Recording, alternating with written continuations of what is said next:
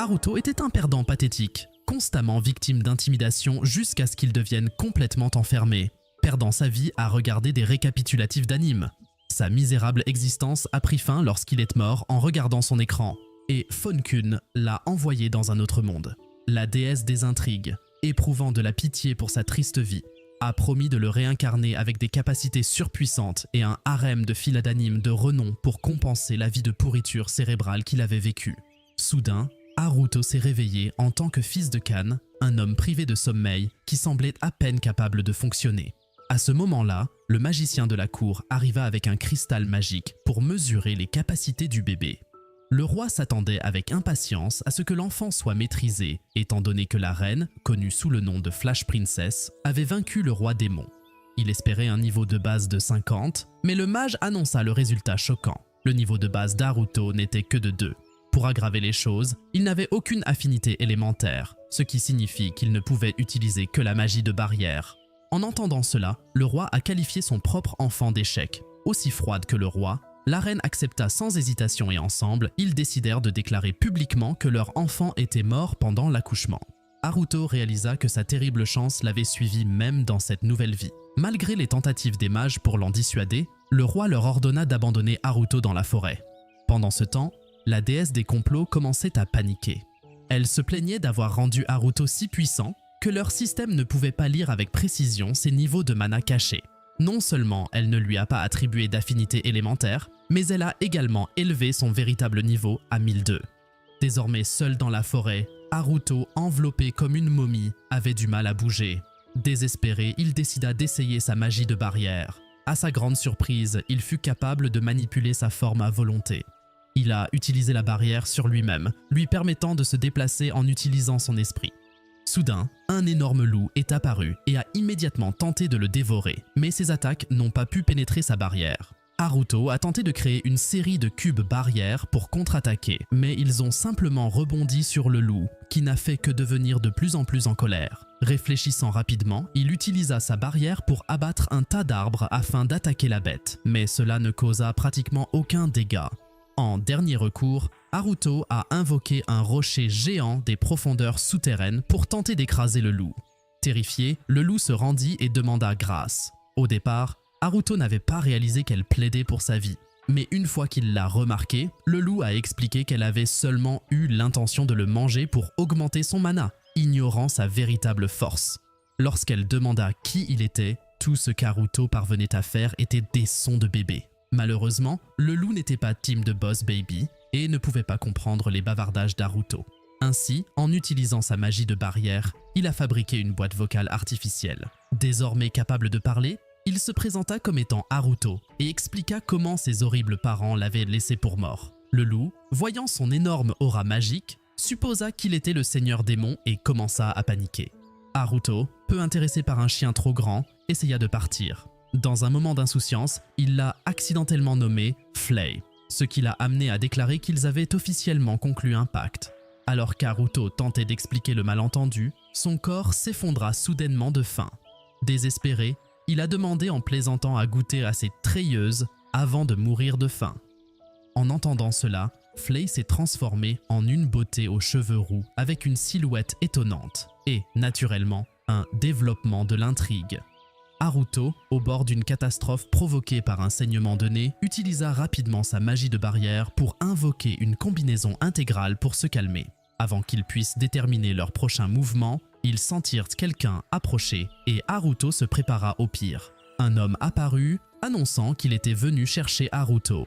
Flay refusa catégoriquement son offre, déclarant hardiment qu'Haruto était désormais son maître à vie.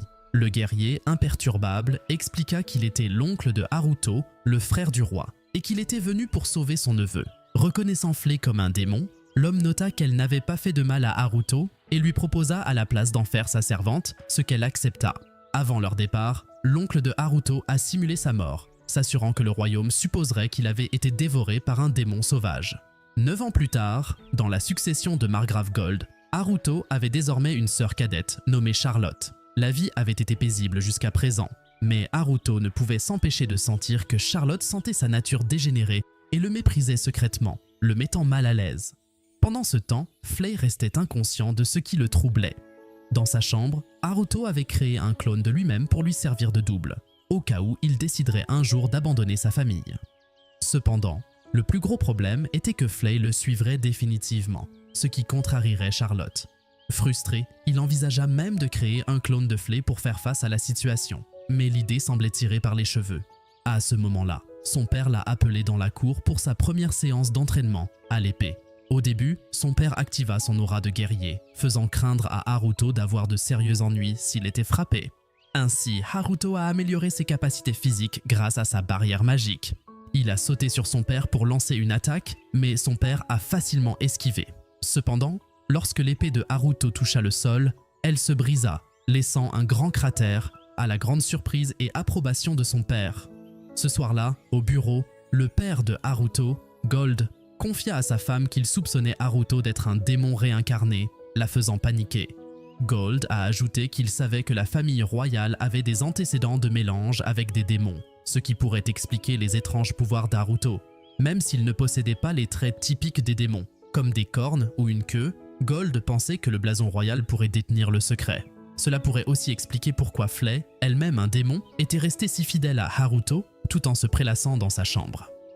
Quelques semaines plus tard, Haruto remarqua une certaine agitation à l'extérieur et vérifia ses images de surveillance. Il a vu un groupe de chevaliers blessés être soignés à l'extérieur du château. Inquiet, il a demandé à Gold ce qui s'était passé. Gold a expliqué qu'ils étaient confrontés à des attaques continues de voleurs et que lors d'un récent raid sur la cachette des bandits, ils ont été pris dans une embuscade par derrière. Flay, toujours sarcastique, s'est moqué des chevaliers en les qualifiant de « faible chair à canon », ce qui a visiblement énervé Haruto, le poussant à lui dire de se taire. Plus tard dans la nuit, Haruto se réveilla et trouva Flay qui attendait à sa porte.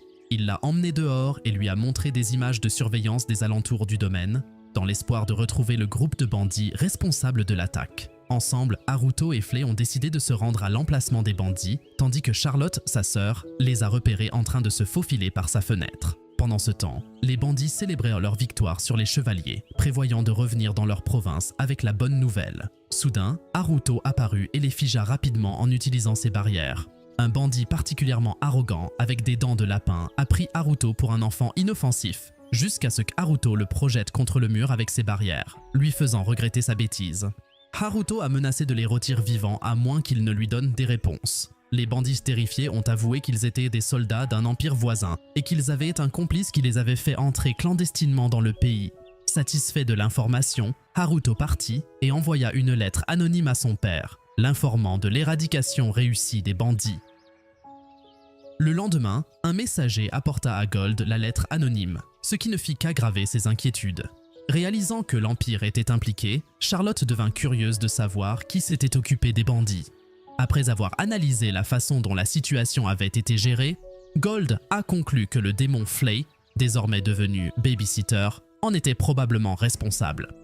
Pendant le dîner ce soir-là, Gold annonça que Charlotte et leur mère assisteraient au festival annuel dans une ville voisine. Haruto, inquiet pour leur sécurité, leur suggéra d'emmener Flay comme protection.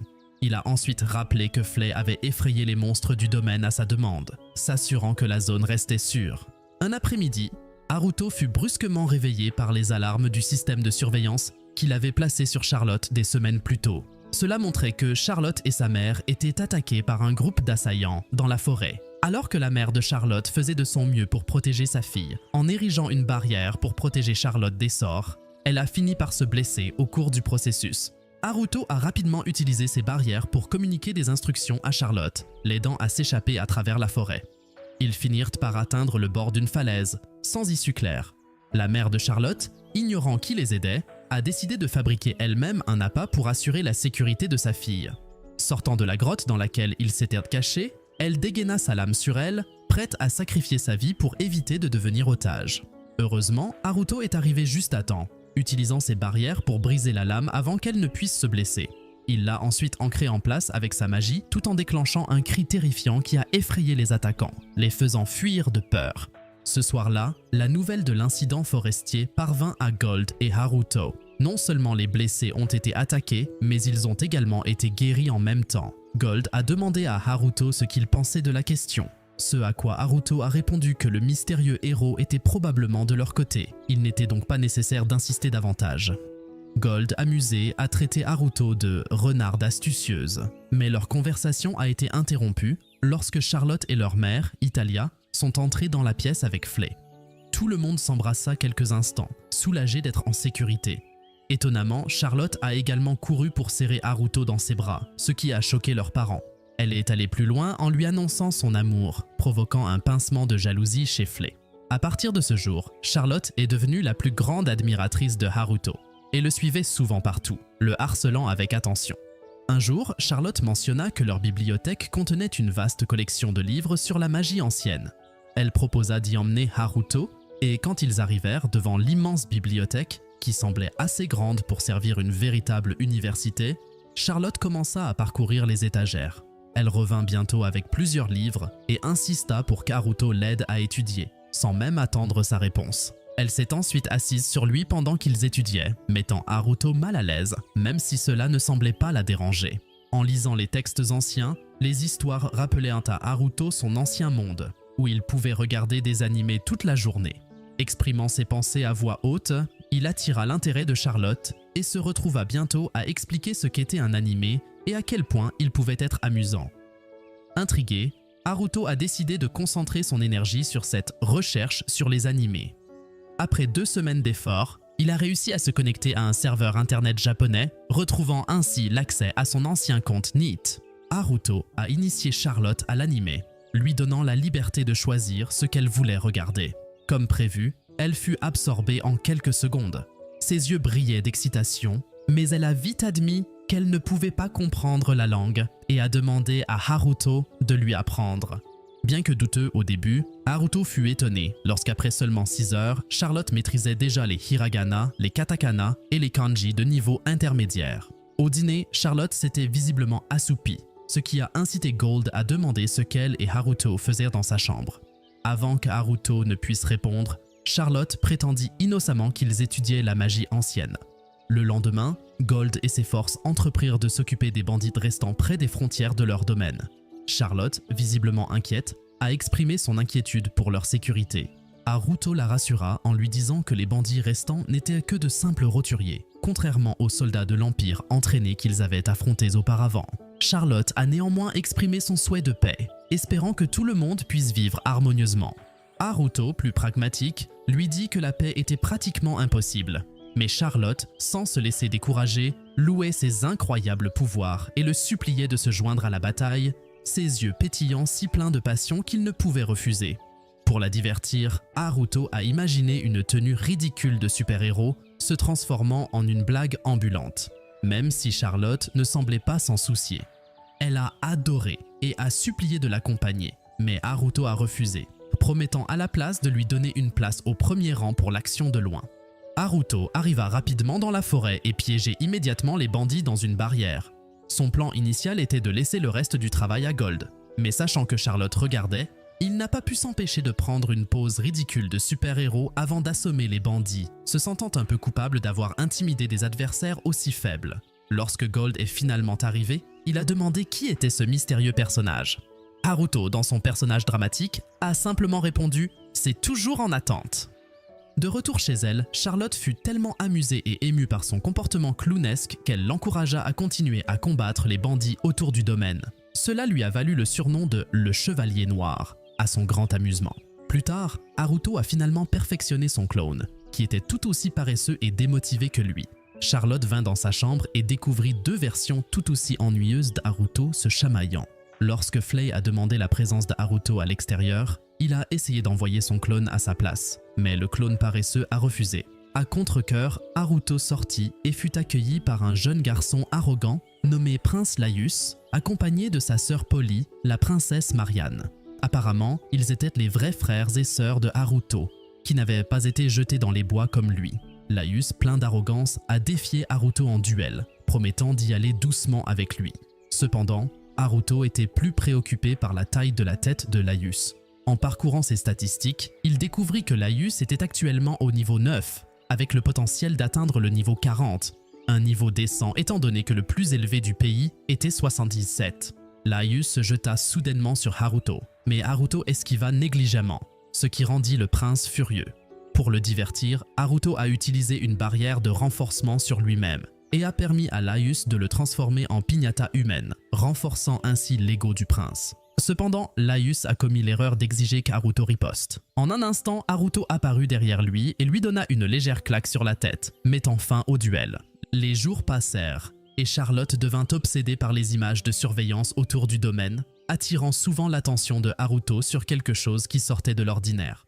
Pendant ce temps, Flay s'est présenté et a insisté pour accompagner Haruto dans ses missions. Haruto, ne voulant pas qu'elle complique les choses avec son comportement imprudent, lui rappela toutes les corvées qu'elle devait accomplir. Cependant, Flay a affirmé qu'elle les avait déjà terminées, ne laissant à Haruto d'autre choix que de la laisser le rejoindre. Charlotte, toujours à la recherche d'une bonne histoire, a vu là une opportunité d'introduire un personnage secondaire pour aider le héros, avec lequel Flay a joué avec enthousiasme. Avant de partir, Haruto a averti Flay de ne pas renverser de sauce tomate, puisque Charlotte surveillerait chacun de leurs mouvements. En arrivant à la cachette des bandits, Haruto a pris sa désormais célèbre pose ridicule de super-héros, tandis que Flay est apparu de derrière, vêtu d'un body. Sans hésitation, Flay commença à rôtir les bandits avec ses flammes, et Haruto dut intervenir pour protéger les bandits de son assaut excessif. Il semblait que le démon déséquilibré était devenu un peu trop excité pour sa dernière mission. Malgré les barrières d'Haruto protégeant les bandits, Flay resta désemparé et tenta de préparer des flammes encore plus fortes. Haruto dut intervenir à nouveau, l'arrêtant avant que les choses n'aillent trop loin. De retour chez elle, Charlotte a loué leur supposé travail d'équipe, même si Flay se demandait toujours pourquoi ces flammes n'avaient pas atteint les bandits. Pendant ce temps, dans le château, Laius était en colère après avoir été humilié par une personne de niveau 2 devant les gardes. Ses assistants sont arrivés pour l'aider à préparer un banquet, tout en l'informant d'une visite prévue avec Charlotte le lendemain. Ce soir-là, le clone de Charlotte et Haruto, que nous appellerons Haru par souci de simplicité, revint du banquet et trouva Haruto endormi. Lorsque le dîner arriva, Haruto était prêt à se régaler, mais Haru se déchaîna, se plaignant de devoir endurer le banquet royal à sa place. Haruto cracha alors, jurant de ne plus jamais assister à de tels rassemblements. Cependant, Charlotte l'a rassuré en lui révélant qu'elle serait avec lui lors de la tournée avec le prince Laius. Cela rendit Haruto méfiant, se demandant si Laius aimait les filles plus jeunes. Alors il décida de l'accompagner, juste pour être en sécurité. Plus tard dans la nuit, Haruto vérifia l'itinéraire de la tournée pour s'assurer de sa sécurité, seulement pour découvrir un groupe louche menant un rituel d'invocation. Curieux, il s'est rendu sur place et a demandé avec désinvolture ce qu'il faisait. Le groupe a immédiatement paniqué, car Haruto ressemblait plus à un leader occulte qu'eux. La question de Haruto quant à savoir s'ils avaient dans l'approbation de Lord Gold rencontra de l'hostilité. Le groupe, supposant qu'il était un ennemi, dirigea ses cercles magiques vers lui, mais Haruto les vainquit rapidement. En désespoir de cause, le chef utilisa un énorme cercle magique pour invoquer une armée de chevaliers squelettes et leur ordonna d'attaquer. Bien qu'Haruto ait détruit les squelettes avec son épée, ils se sont rapidement rassemblés et l'ont entouré. En observant leur noyau, il réalisa qu'il pouvait les corrompre et, avec un peu d'effort, prit le contrôle des mages. Les invocateurs ont ensuite invoqué un golem géant qui s'est immédiatement déchaîné, décrochant un puissant coup de poing qui a envoyé Haruto voler. Alors que le golem s'approchait à nouveau, Haruto esquiva son attaque, remarquant le noyau incrusté dedans. Avec précision, il a invoqué un pieu de pierre pour détruire le noyau, arrêtant ainsi le golem. Puis, utilisant son nouveau contrôle, Haruto ordonna au golem de se retourner contre ses créateurs, laissant le chef perplexe. Haruto expliqua avec désinvolture qu'il avait accidentellement modifié leur formule d'invocation.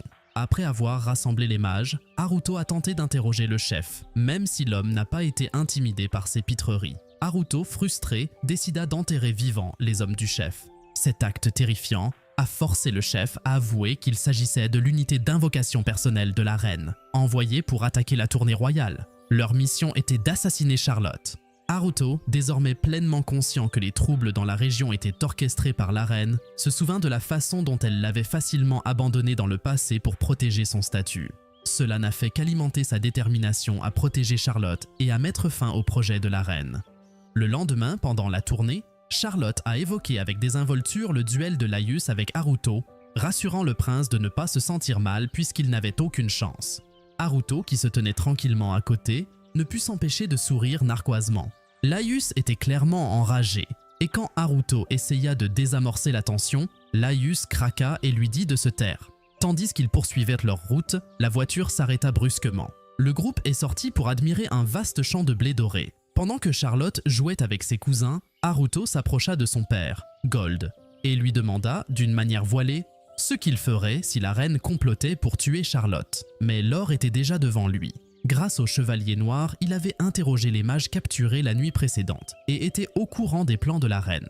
Gold a admis que la reine avait toujours eu de mauvaises intentions envers leur famille, mais a expliqué qu'il ne pouvait pas agir contre elle en raison de son autorité et de son influence politique. Cela fit souhaiter à Haruto qu'elle disparaisse simplement. Gold le mit en garde contre de telles pensées, lui rappelant que la reine était essentielle au maintien de la stabilité dans la capitale, surtout après la chute du pouvoir du roi. Pendant ce temps, dans la capitale, la reine était furieuse, se demandant pourquoi ses tentatives d'assassinat échouaient. Son préposé l'informa nerveusement que quelqu'un vêtu d'un costume de type Power Ranger contrecarrait leur plan. Dans un accès de colère, elle renversa son vin, les réprimandant pour avoir déjà échoué 3 fois. La reine a réitéré à quel point Charlotte représentait une menace pour son règne et a souri malicieusement à l'idée d'affronter quelqu'un de puissant. À son insu, Haruto était déjà dans l'ombre, écoutant toute la conversation. Sa voix soudaine surprit tout le monde, les mettant en état d'alerte. Mais avant qu'ils ne puissent agir, Haruto utilisa ses barrières pour endormir toute la pièce. Sortant des ténèbres, il se révéla, et la reine le reconnut immédiatement comme étant le tristement célèbre chevalier noir. Elle lui a demandé comment il avait réussi à contourner ses barrières, ce à quoi il a répondu avec insolence qu'il pouvait briser le 4e mur s'il le voulait. La reine, réalisant la menace à laquelle elle faisait face, convoqua plusieurs cercles magiques à la fois. Haruto fut impressionné, mais avant qu'il ne puisse réagir, l'un des cercles le prit au dépourvu, le piégeant dans une sphère d'eau. La reine avait l'intention de le noyer, mais Haruto sortit facilement de la boule d'eau imperturbable. Elle a ensuite lancé des glaçons mortels sur lui, qui l'a bloqué, mais elle préparait déjà une attaque massive de flammes. Alors que les flammes l'engloutissaient, elle croyait qu'il était enfin fini. Cependant, à sa grande consternation, Haruto en sortit indemne, la complimentant avec désinvolture sur le fait qu'elle était sur le point de devenir une archimage. Cela ne fit que la mettre encore plus en colère, et ils commencèrent une bataille intense. Leur échange de sorts fut incroyablement rapide. La reine réalisant rapidement qu'Haruto avait plus de mana que même le roi démon qu'elle avait vaincu auparavant. Désespérée, la reine le chargea avec son épée. Haruto, conjurant sa propre épée, para son coup, la livrant à un combat à l'épée. Pendant un bref instant, la reine reprit confiance, repoussant Haruto de toutes ses forces et se vantant de sa maîtrise supérieure de l'épée. Mais d'un seul mouvement rapide, Haruto la maîtrisa et la désarma sans effort. En guise de punition, Haruto a placé un collier mortel autour de son cou. À son grand amusement, la reine s'est mise à aboyer avant même qu'il ne pose des conditions sur le collier. Il lui a ensuite expliqué que si elle essayait de l'enlever, sa tête tomberait immédiatement. La reine, désormais entièrement à sa merci, lui demanda quel était son véritable objectif. Haruto, avec un air indifférent, lui dit qu'il ne se souciait pas de sa fausse perruque ou de ses ambitions. Il l'a sévèrement averti de ne pas faire de mal à Margrave Gold ou à aucun membre de sa famille si elle tenait à la vie. Avant de partir, Haruto lui fit une dernière démonstration de son immense mana, l'intimidant encore davantage. 5 ans plus tard, en plein hiver, Charlotte, Flay et Haruto ont été vus se promenant paisiblement dans la neige, réfléchissant à tout ce qui s'était passé. Haruto était heureux que sa mère manipulatrice soit devenue une recluse, et il rêvait de la façon dont son prochain 15e anniversaire signifierait vivre sa vie de rêve en tant qu'enfermé. Pendant qu'ils étaient dehors, Flay a impressionné tout le monde avec ses talents cachés en motoneige. Mais Haruto ne pouvait s'empêcher de remarquer à quel point elle avait froid dans sa fine tenue de servante. Elle a essayé d'agir comme une dure, mais ses frissons incontrôlables l'ont trahi.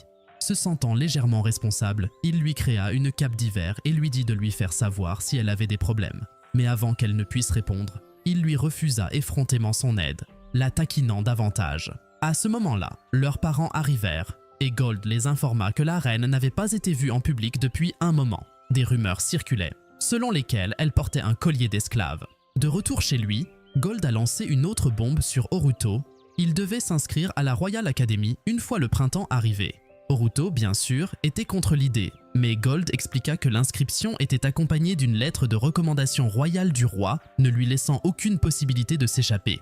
À contre-cœur, Haruto accepta d'y assister, mais refusa d'amener un accompagnateur. même si Gold était catégorique sur le fait qu'il devrait le faire.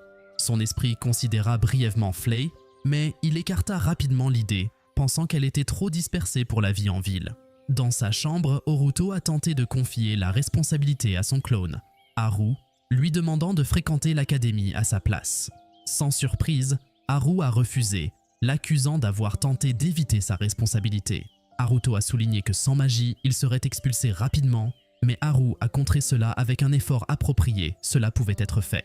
Les deux se sont engagés dans une vive dispute, Horuto faisant une crise de colère enfantine. Après de nombreux échanges, Horuto a promis de jeter une barrière sur Haru pour le protéger de tout intimidateur, et ils ont scellé l'accord avec une poignée de main. Le lendemain, Haruto se détendait dans son chalet de montagne, après avoir passé 5 ans à se préparer à son style de vie idéal enfermé. Alors qu'elle jouait à des jeux vidéo, Charlotte a fait irruption, exigeant de regarder son anime préféré. Après la fin de l'épisode, Charlotte s'est plainte du fait que Gold limitait ses visites dans la forêt, invoquant des problèmes de sécurité. Cela donna une idée à Horuto, qui décida de créer une porte de téléportation, qu'il testa avec une pomme tout en continuant à jouer. Quelques jours plus tard, Horuto paniqua soudain, se rendant compte qu'il n'avait toujours pas choisi de stagiaire pour l'académie. Ne voulant pas que Flay comprenne et fasse une scène, il s'empressa de prétendre qu'il sortait se promener. Sa promenade l'a conduit à un village voisin où son armée squelette d'il y a 5 ans avait élu domicile. Les squelettes, qu'il avait aimés après leur résurrection, vivaient confortablement dans leur nouvelle maison. Johnny, le chef squelette, a dirigé la fête de bienvenue. Il s'est avéré que les squelettes le suivaient fidèlement et avaient même commencé à inviter d'autres monstres dans leur village. Quand Horuto a demandé en plaisantant à Johnny s'il essayait de jouer le rôle de Limul, Johnny a révélé que c'était en fait Flay qui avait amené des monstres errants.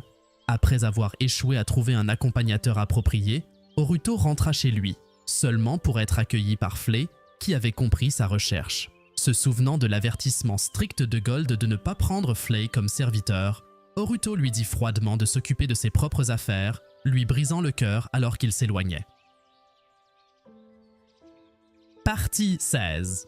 Le lendemain, Charlotte annonça avec enthousiasme qu'elle avait trouvé le nom parfait pour le Chevalier Noir. Elle l'a révélé avec enthousiasme, l'appelant Adolf Hitler ou Shiva en abrégé, estimant que c'était un nom approprié pour le dieu de la destruction et de la création. Haruto était sans voix, non pas à cause du nom, mais parce qu'il réalisait qu'il avait d'une manière ou d'une autre transformé une enfant noble comme Charlotte en accro à Internet. Malgré son désarroi, Charlotte ne s'arrête pas là. Elle a visité le village des monstres et a félicité Haruto pour avoir créé un tel endroit, même si c'était principalement le travail de Flay. Sans perdre un instant, Charlotte a nommé le village Pandemonium, renforçant ainsi son rôle dans le chaos grandissant qui l'entourait. Pendant ce temps, au sommet d'une montagne, un groupe d'aventuriers se retrouve face à face avec un redoutable dragon bleu du blizzard. Le dragon était prêt à les transformer en statues humaines, mais juste au moment où il se préparait à frapper, il s'envola soudainement pour être pris dans une puissante avalanche qui le laissa grièvement blessé.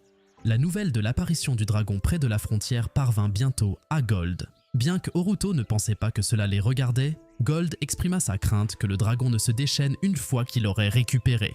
Il demanda alors à Flay d'enquêter sur la situation, mais elle refusa catégoriquement, affirmant que seul Horuto pouvait lui donner des ordres.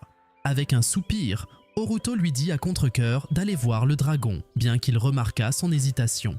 Flay a expliqué que le dragon était probablement très vieux, c'est pourquoi elle n'en avait jamais entendu parler auparavant. Son existence signifiait qu'il n'avait pas pris part à la guerre entre les humains et les démons sous le règne du roi démon. Elle pensait qu'il ne servait à rien d'aider une créature qui s'était lâchement cachée dans les montagnes depuis si longtemps. Malgré ses protestations, Charlotte a entendu leur conversation et est apparue avec ses meilleurs yeux de chiot, les suppliant d'aider le dragon blessé. Sous le regard sincère de Charlotte, Flay accepta à contre-cœur de l'aider. Et c'est là que nous terminons la première partie. Mais ne vous inquiétez pas, nous reviendrons bientôt avec de nouveaux épisodes. En attendant, assurez-vous d'appuyer sur le bouton « Abonnez-vous » pour ne manquer aucune de nos prochaines vidéos. Nous publions chaque jour du contenu animé incroyable, alors restez à l'écoute.